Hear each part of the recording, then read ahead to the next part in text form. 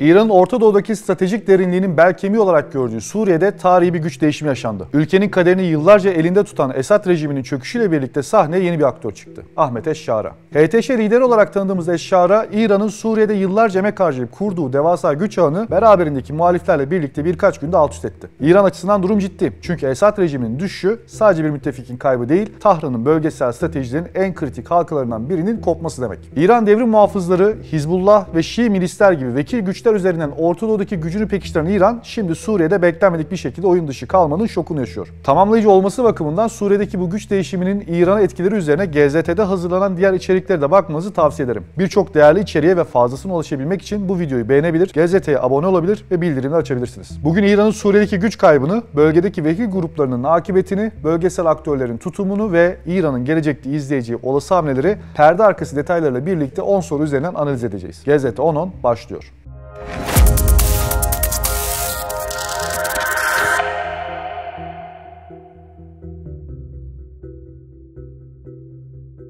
Ahmet Eşşara liderliğindeki yeni Suriye yönetimi İran'ın ülkedeki varlığını sona erdirmek için hızlı ve sert adımlar attı. İlk hamle olarak İran devrim muhafızları ve desteklediği Hizbullah, Fatimi ve Zeynep'in Tugayları gibi milis güçlerine ülkeden ayrılmaları için net bir ultimatom verildi. İran'ın Şam'daki büyükelçiliği kapatıldı, İranlı diplomatik personel ülkeden çıkarıldı. İran'ın Esad döneminde kurduğu kültürel merkezler, Şii vakıfları ve eğitim kurumları faaliyetlerine son verilerek kapatıldı. Ayrıca İran'la yakın bağları bulunan rejim yanlısı subay ve milis liderlerine karşı geniş çaplı tutuklama operasyonları gerçekleştirildi.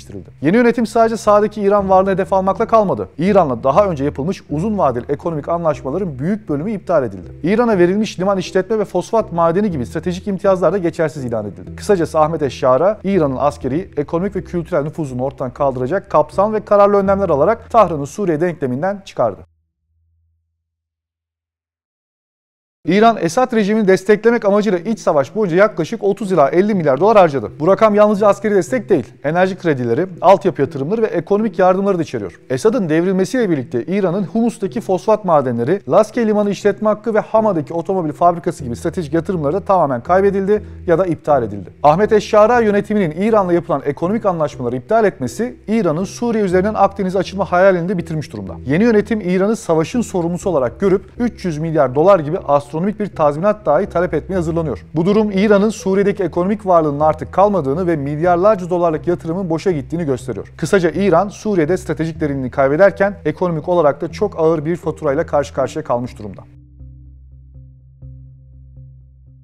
İran'ın desteklediği Lübnan Hizbullah'ı, Afgan Fatimi'nin Tugayı ve Pakistan Zeynep'in Tugayı gibi Şii milis grupları Esad rejiminin düşüşü sonrası Suriye'den büyük ölçüde çekildi. Lübnan Hizbullah savaşçıları Lübnan'a dönerken Fatimi ve Zeynep'in üyelerinin bir bölümü İran'a ve 3. ülkelere tahliye edildi. Yerel düzeydeki Şii milislerin önemli bir kısmı ise yeni yönetimle çatışmaya girmek yerine silah bırakarak genel aftan yararlanmaya çalıştı. Bazı grupların lider kadroları Ahmet Eşşara hükümetine bağlılık sözü verdi ve Suriye ordusuna entegrasyon süreci başladı. Ancak İran tamamen oyun dışı kalmamak için milis güçlerin çekirdek kadrolarını Irak, Lübnan ve Yemen gibi diğer cephelere kaydırıyor ve gelecekte fırsat bulduğu takdirde bu milisleri yeniden Suriye'ye yönlendirmek üzere hazırlıklarını sürdürüyor. Sonuç olarak İran destekli milisler şu an sahadan çekilmiş olsa da tamamen dağıtılmış değil ve Tahran'ın gelecekte Suriye'ye dönük planlarında hala potansiyel araçlar olarak görülüyor.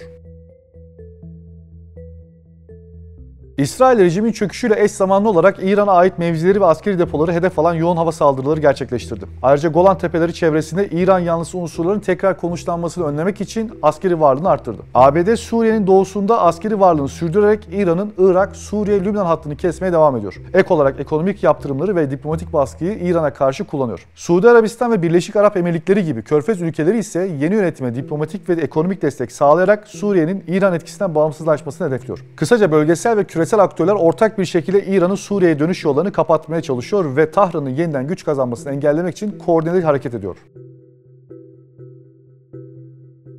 İran kısa vadede doğrudan askeri veya ekonomik nüfus sağlama imkanını kaybetmiş olsa da uzun vadeli ve dolaylı stratejilerle yeniden etkin olmaya çalışabilir. Tahran'ın öncelikli yöntemlerinden biri Suriye'de mezhepsel gerilimleri kullanarak kaos ve istikrarsızlık yaratmak olacaktır. Yeni yönetimin politikalarını propaganda malzemesi yaparak özellikle Alevi toplumunu yeni yönetime karşı harekete geçirmeye çalışabilir. Bir diğer yöntem ise Suriye içinde yerel düzeydeki gruplarla ittifak kurmak. Eski rejime sadık milis liderleri, rejim döneminden kalan subaylar veya aşiretler üzerinden gizli bağlantılar oluşturarak yeni hükümet hükümete karşı direnç noktaları geliştirebilir. Ayrıca doğrudan kendisine bağlı olmayan ancak yeni yönetime karşı olan radikal unsurlara dolaylı destek sağlayarak siyasi istikrarsızlık ortamından faydalanmak isteyebilir. Bu tarz örtülü operasyonlarla yeni hükümetin meşruiyetini zayıflatmaya çalışabilir. Sonuç olarak İran, Suriye'de eski açık nüfuzunu kaybetmiş olsa da örtülü yöntemlerle sabırla bekleyip oluşabilecek güç boşluklarını değerlendirmeyi planlıyor. Bu nedenle İran'ın önümüzdeki yıllarda Suriye üzerine tamamen vazgeçmesi beklenmemeli.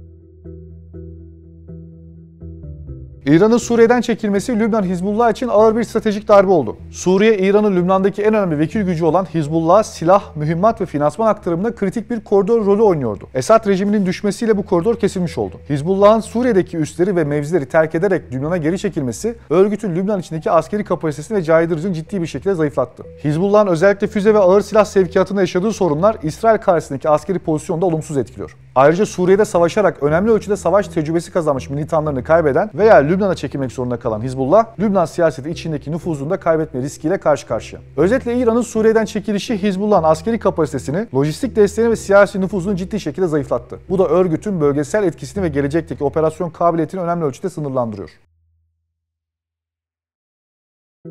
İran'ın Suriye'deki etkisini kaybetmesi Orta Doğu'daki genel bölgesel nüfuzunu ciddi biçimde zayıflattı. Öncelikle Suriye, İran için bölgesel jeopolitik stratejisinin merkez noktasıydı. Bu ülke üzerinden Lübnan'daki Hizbullah ve Filistin'deki direniş gruplarına destek sağlıyor, İsrail sınırında etkinlik oluşturuyordu. Bu koridorun kesilmesiyle İran'ın bölgede askeri ve siyasi etki yaratma gücü büyük oranda sınırlandı. İran'ın sahadan çekilmesi Suriye'de İran karşıtı güçlerin alan kazanmasına yol açtı. Bu durum İran'ın bölgesel etki alanının daralmasına ve Orta Doğu'da rakiplerinin güçlenmesine neden oldu. Özetle İran'ın Suriye'den çekilişi yalnızca bir ülkeyi değil, bölgedeki genel stratejik pozisyonu da zayıflattı. Bu nedenle İran'ın bölgesel nüfuzunu koruma ve yeniden inşa etme çabaları artık daha zor ve karmaşık bir süreç haline geldi.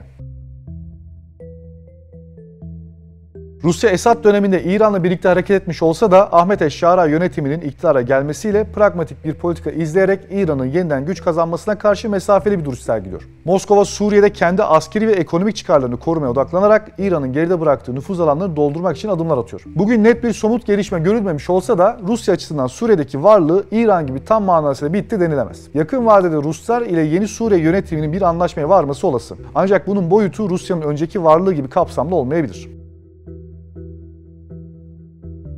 İran'ın Suriye'den çekilişi ülke içindeki siyasi dengeleri de sarsan bir gelişme oldu. İran kamuoyunda Esad rejimine yapılan milyarlarca dolarlık yardımın hiçbir karşılık alınmadan kaybedilmesi ciddi bir tartışma konusu. Bu durum rejime yönelik iç eleştirileri arttırdı ve İran'ın dış politikası sorgulanmaya başlandı. Özellikle devrim muhafızları ve ona bağlı grupların Suriye'de uğradığı yenilgi, İran rejimi içerisindeki muhafazakar ve radikal fraksiyonların söylemsel pozisyonlarını da zayıflattı. Her ne kadar söylemsel olarak alan kaybetseler de bu gruplar hala daha ülkenin en güçlü yapısı. Rejim içindeki güç mücadelesine değmiyor ve Kudüs gücünün etkisi bir nebze azalırken ılımlı ve pragmatik kanat ise Suriye politikasının başarısızlığını rejim içindeki sertlik yanlısı kanatı zayıflaması için kullanmaya çalışıyor.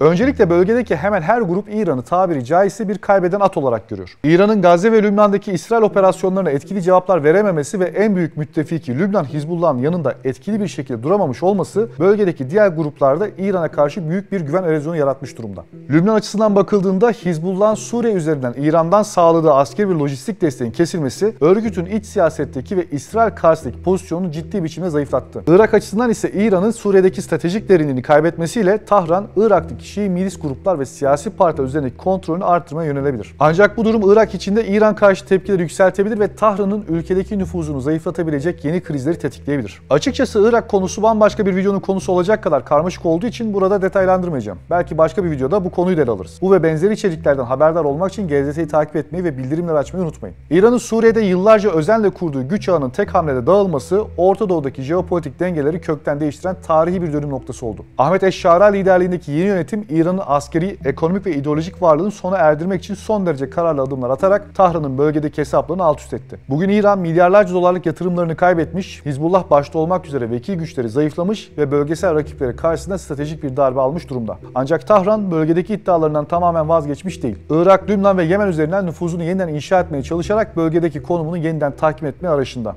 Bir sonraki videoya dek hoşça kalın. İran'ın Orta Doğu'daki stratejik derinliğinin bel kemiği olarak gördüğü Suriye'de tarihi bir güç değişimi yaşandı. Ülkenin kaderini yıllarca elinde tutan Esad rejiminin çöküşüyle birlikte sahneye yeni bir aktör çıktı. Ahmet Eşşara.